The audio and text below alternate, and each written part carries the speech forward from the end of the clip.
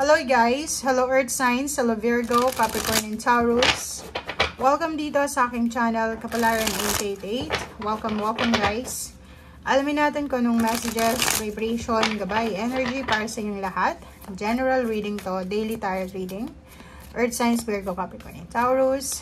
Kung bago ka sa channel ko, please like, share, and subscribe guys. Pakipress ang notification bell button para kayong unang makapanood sa ating mga videos. Kumuha tayo dito ng 3 cards.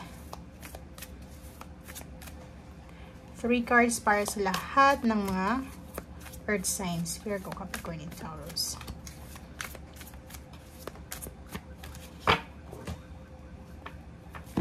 Oh, sorry. Hindi ito 3. 4. Okay. Earth Signs. First card. Meron nga ditong 4 of Summer.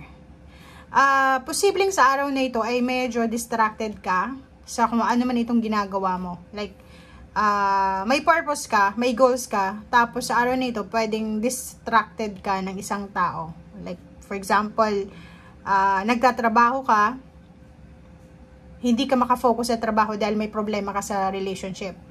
Or, kung ano man to, na distraction, comment down below, okay?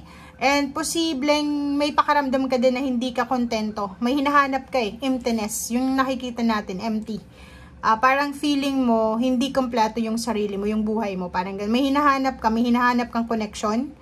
May nawala sa'yo. It's either money or relationship or family members or pwedeng commitment na medyo nawala, na-disappoint ka. And then ngayon, hindi ka kontento. So mag-iingat ka kasi may isang bagay ka na binibigyan ng focus which is negative, which is the past, and hindi mo binibigyan ng pansin yung mga taong nasa harap mo. So may mga taong napapabayaan ka na, or pwedeng may mga taong na tinitake for granted mo, or may mga sitwasyon dahil sa sobrang distracted ka.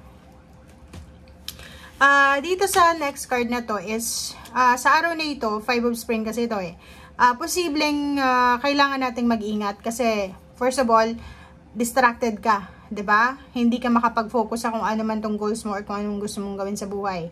Second is pag distracted tayo, hindi tayo makapag-focus, mabilis tayong magalit, mabilis ma-trigger yung emotion natin, mabilis tayong mainis, mag-react, parang ganun. So umiwas ka sa araw na ito kasi it's either you or the other person, or hindi natin alam kung karelasyon mo ba yan, kapamilya, kakilala, classmate, katrabaho, na feeling mo hindi kayo magkasundo sa mga opinions nyo. So mag-iingat kayo dahil posibleng magkaroon kayo ng hindi magandang pagkakaunawan. So pwedeng may magsasagutan dito, mag-aaway, or posibleng magkaroon ng disagreement na mauwi sa sa pag-aaway. Okay? So, Queen of Winter, sinasabi ng baraha sa'yo dito na, let go. Okay, kung ano man tong marinig mo sa araw na ito na pwede mag-trigger ng emotion mo, let go of people or things, or yung topic. Like, may narinig ka. Like, kumakain kayo ng pamilya mo, tapos may sinasabi yung kapatid mo or yung pinsan mo na tungkol sa isang politician, which is, ayaw mo naman, ganito, ganyan. So, magkaiba kayo ng opinion, magkaiba kayo ng gusto sa buhay. So, instead na makipagtalo ka, example lang to, let go mo na lang, umalis ka na lang, move on, 'di ba? Kasi hindi ito yung oras para diyan, okay? Kailangan mong bigyan ng pansin kung ano yung pinaka-importante sa iyo sa ngayon, okay? And sa pakikipagdiskusyon sa ganyan na klase ng mga misunderstanding, pride lang naman yung pinaglalaban dyan. So, umiwas ka na lang, 'di ba? Like, kahit alam mo na hindi totoo, hindi reliable yung sinasabi ng kaharap mo, isipin mo na lang na kailangan kong i-let go to ngayon Kasi pag hindi ko to na-let go, posibleng mag-away kami ng kaharap kong ito. So, yon. Ace of Summer, sinasabi ng baraha dito, if you're in a relationship, mayroon kayong hindi magandang pagkakaunawan ng karelasyon mo, open your heart. Okay, and open mo yung sarili mo para sa forgiveness, understanding.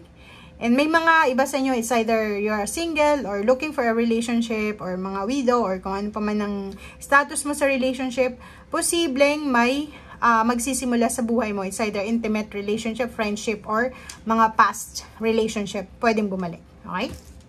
Yun. Thank you.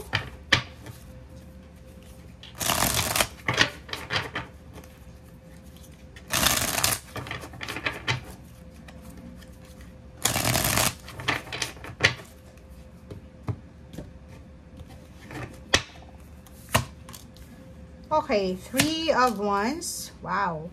So, sa araw na ito, or pwedeng sa mga susunod na araw, pwede kang makatanggap ng isang balita, information, news, pwedeng ganon, information, news, or new beginnings sa mga hinihintay mo. It's either naghihintay ka ng pera, naghihintay ng relationship, naghihintay ng clarity. Ano ba itong hinihintay mo? Kasi siguro 3 months ka nang naghihintay, 3 weeks, or kung ilang taon ka nang naghihintay dyan, sinasabi ng barahan na may balita ka na sa ngayon. Okay, mag-iingat tayo. Like, mag-iingat tayo sa mga messages na tinatanggap natin. Okay, kung makikita mo dito, save din siya. Kasi sinasabi ng barahan dyan na mag-iingat ka sa mga messages na dumarating or pumapasok sa tenga mo. Kasi pwedeng matrigger yung emotion mo. Yun nga, pwede kang makakuha ng kaaway. So, i-analyze natin yung bawat words na pumapasok sa tenga natin. Acceptable ba to? Kailangan ko bang mag-reply? Kailangan ko ba ng response dito? Or ile-let go ko lang? Okay, 6 of Cups. Same as dito. May mga relationship na pwedeng magbalikan, okay? If you're in a relationship before, pwede kayong magkita, magkaroon ng communication ng inyong ex, or pwedeng yung iba sa inyo dyan, babalik kayo sa dati nyong pinanggalingan, if you're OFW or nakatira ka sa ibang lugar. Ang 6 of Cups na to is maraming emosyon, maraming relationship, maraming mga pangyayari from your past. So parang magro-romanticize ka, magre-reminisce ka ng nakaraan mo sa araw na ito. Okay. Ang ganda na ito, guys. Itong 2 cards na to is nagsasabi sa'yo na mag-iingat tayo kasi may paparating na pera sa'yo eh. Like, hindi mo ini-expect ito. Or pwedeng expected mo siya. Ang tagal mong naghintay eh. Like, mga months and weeks na or years.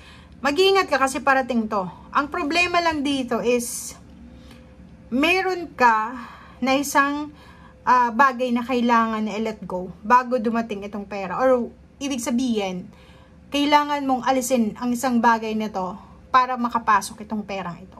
Hindi natin alam, ano ba to? Pwedeng umuutang ka sa bangko. So, ang requirements ng bangko is, pautangin ka ulit kung magbabayad ka muna or masettle mo muna yung first na utang mo. Parang ganun, di ba? So, isettle mo muna yung utang mo and then, darating na itong new loan mo. Parang ganun lang. Relationship, parang ganun. Naghihintay ka ng changes sa relationship mo. Gusto mong i-welcome yung new love.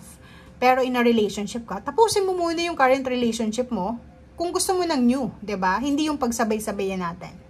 Okay, and last card natin sa ilalim is 6 of Wands. So, victory and success, guys.